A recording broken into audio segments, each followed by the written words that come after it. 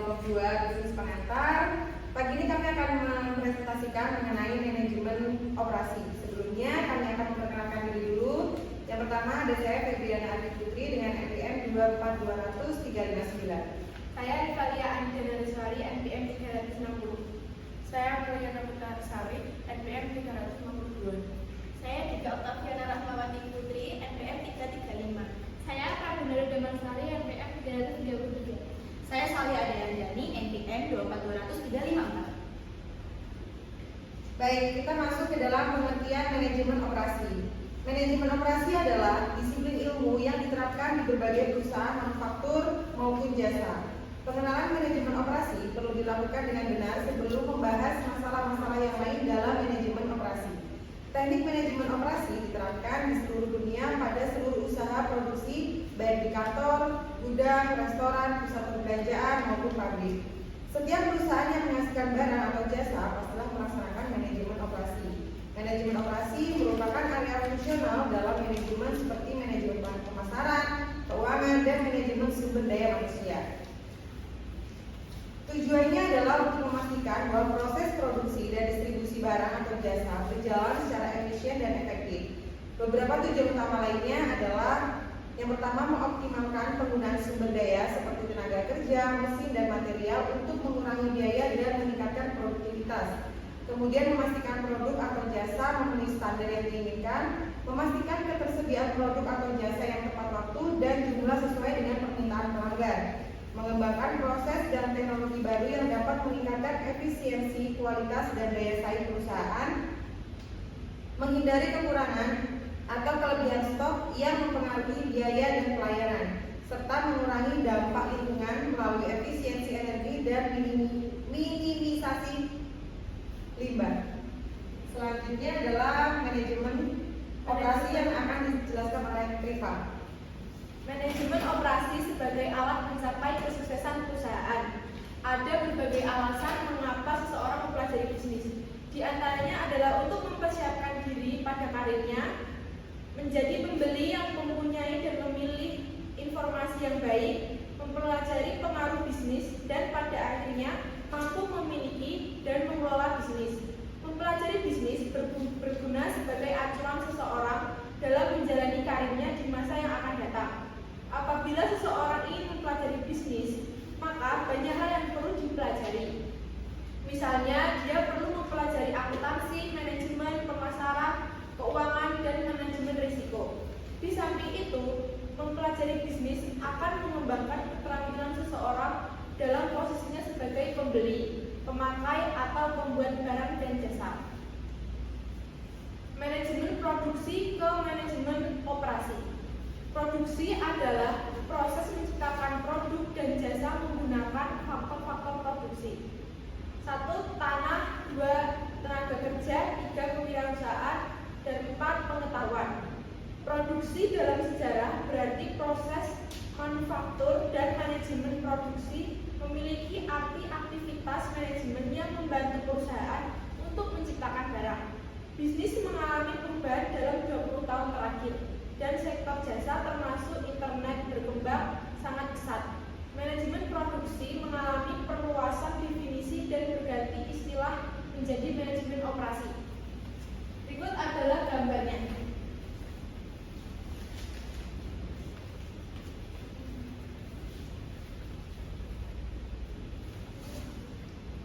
Karakteristik organisasi manufaktur dan jasa. Output yang dihasilkan dalam suatu proses produksi dapat dikelompokkan menjadi dua, yaitu barang, good, dan jasa service. Berdasarkan hasil akhir yang diciptakan tersebut, maka ada beberapa karakteristik yang membedakan antara perusahaan yang menghasilkan barang atau perusahaan manufaktur dan perusahaan jasa, menunjukkan perbedaan umum antara karakteristik organisasi manufaktur dan jasa. Berikut tabel perbedaan karakteristik organisasi manufaktur dan jasa. Karakteristik organisasi manufaktur mempunyai produk berwujud, output dapat disimpan, kontak saat diproduksi dengan konsumen rendah, lebih mudah dievaluasi oleh pelanggan, relatif pada modal. Dan karakteristik organisasi jasa: 1. Produk tidak berwujud, output tidak dapat disimpan, kotak dengan konsumen pada saat jasa diproduksi relatif tinggi dan diharuskan, tidak mudah dievaluasi oleh pelanggan, relatif pada karya. Dan tren dan tantangan dalam manajemen operasional: 1. Pertumbuhan sektor jasa, 2. Perubahan dan produktivitas, 3. Persaingan global, 4. Persaingan berdasarkan kualitas, waktu, dan teknologi, 5. Perbaikan berkelanjutan, 6. Beberapa isu dalam bisnis, lingkungan, etika, diversitas tenaga kerja.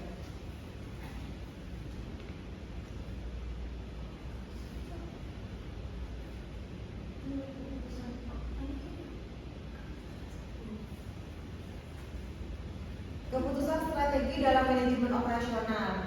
Heiser dan Render 2011 mengemukakan terdapat 10 keputusan strategis yang berkaitan dengan manajemen operasional. Yang pertama adalah perancangan produk dan jasa, pengelolaan kualitas, perancangan proses dan kapasitas, strategi lokal, strategi tata letak atau layout, sumber daya manusia dan rancangan pekerjaan, manajemen rantai pasokan atau supply chain management, keputusan persediaan, penjadwalan atau scheduling, dan pemeliharaan atau maintenance. Hubungan manajemen operasi dengan area fungsi lainnya. Fungsi manajemen operasi tidak dapat bekerja dan mengambil keputusan tanpa adanya masukan dari fungsi-fungsi lainnya. Gambar ini menunjukkan interaksi fungsi manajemen operasi dengan fungsi pemasaran, keuangan, SDM, akuntansi, dan rekayasa. Keputusan yang dibuat oleh suatu fungsi akan berdampak terhadap fungsi lainnya. Seperti tampak pada gambar ini, 4 area fungsi utama sebuah perusahaan adalah pemasaran, keuangan, operasi, dan SDM. Yang banyak perusahaan, fungsi operasi adalah inti teknis atau technical core atau root dari sebuah organisasi. Fungsi ini berinteraksi dengan fungsi-fungsi lainnya untuk memproduksi barang dan menyediakan jasa bagi para pelanggan. Manajemen kualitas total. Produk atau jasa yang dipersepsikan oleh pelanggan memiliki kualitas yang lebih tinggi dibandingkan kualitas pesaing akan memiliki peluang yang lebih besar untuk mencapai pasar. Filosofi of Total Quality Management atau TQM pada saat ini diyakinkan dapat membantu perusahaan untuk mendapat keunggulan kualitas. TQM memiliki 3 prinsip yang penting. Yang pertama, definisi kualitas ditentukan konsumen. Penentu kualitas adalah persepsi pelanggan mengenai produk perusahaan. Dalam pemikiran pelanggan, kualitas memiliki banyak dimensi, diantaranya A. Kesesuaian dengan spesifikasi, B. Bernilai, C. Fitness for use, D. Dukungan yang diberikan produk atau jasa, E. Impresi psikologis. Yang kedua, keterlibatan karyawan. Keseluruhan program dalam keterlibatan karyawan: A. Mengubah budaya organisasi ke arah budaya kualitas total, B. Membuat program-program untuk mendukung pengembangan dari karyawan, C. Menciptakan desain penghargaan dan intensif yang mendukung kualitas total, D. Menciptakan teamwork untuk mendukung terciptanya keterlibatan karyawan. 3. Perbaikan berkelanjutan. Konsep ini berdasarkan pada konsep Jepang atau Kaizen, yaitu filosofi untuk terus mencari cara bagi peningkatan kegiatan operasi perusahaan. Banyak perusahaan yang menerapkan perbaikan berkelanjut dengan cara melatih teamwork-nya dengan plan,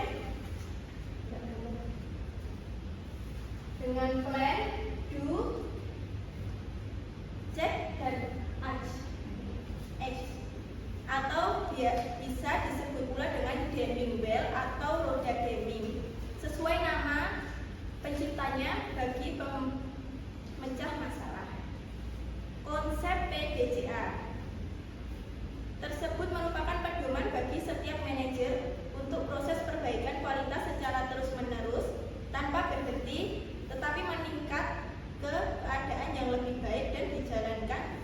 di seluruh bagian organisasi, pengidentifikasian masalah yang akan dipecahkan dan pencarian sebab-sebabnya serta penentuan tindakan koreksinya harus selalu didasarkan pada fakta. Hal ini dimaksudkan untuk menghindarkan adanya unsur subjektivitas dan pengembalian keputusan yang terlalu cepat serta keputusan bersifat emosional.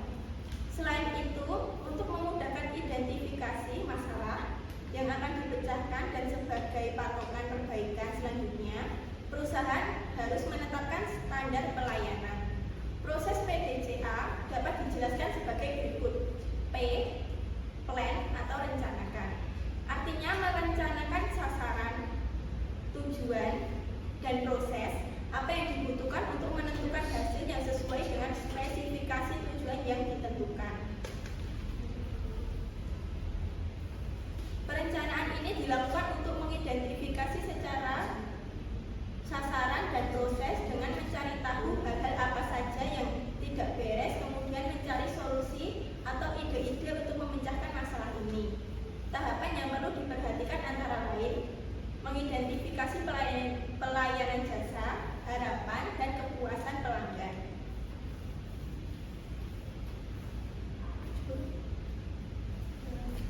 Do atau kerjakan. Artinya melakukan perencanaan proses yang telah ditetapkan sebelumnya.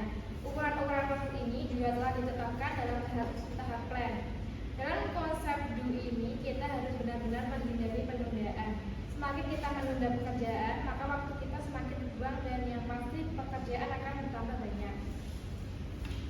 Ketiga, check atau evaluasi. Artinya melakukan evaluasi terhadap sasaran dan proses serta melaporkan apa saja hasilnya. Kita mengecek kembali apa yang sudah kita kerjakan, sudahkah sesuai dengan standar yang ada atau masih ada kekurangan. Memantau dan mengevaluasi proses dan hasil terhadap sasaran dan spesifikasi dan melaporkan hasilnya. Yang keempat, H atau menindaklanjuti.